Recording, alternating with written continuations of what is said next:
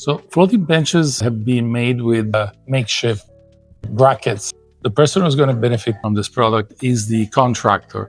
Now we can order online, receive the package, and it's ready to be installed. So it will be super easy.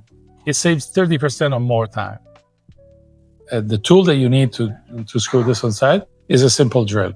This is probably one of the slimmest, if not the slimmest, bracket available in the market. You shrink your exposed area. Let's not forget that we need to still add material on the top, but most likely material at the bottom.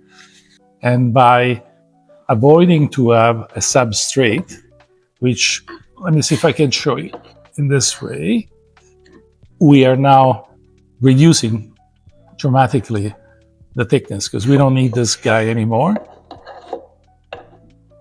This is the real thickness that you will see.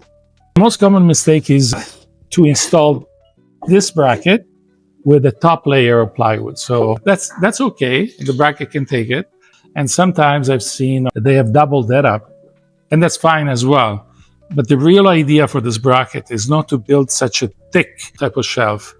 If I'm building a shower seat, I want to have it as thin as I could.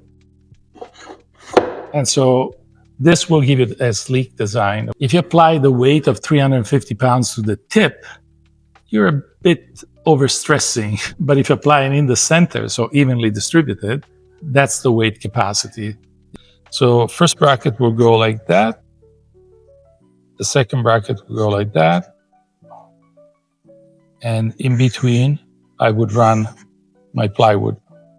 And then the next bracket, if the span is longer, I would install the next bracket this way and another bracket this way. And I will run my plywood in here. Obviously, these two brackets are connected.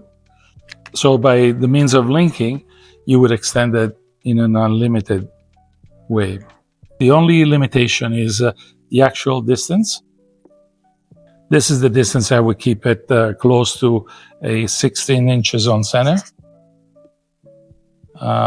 Why? Because that's the typical span of 2x4s in a residential construction.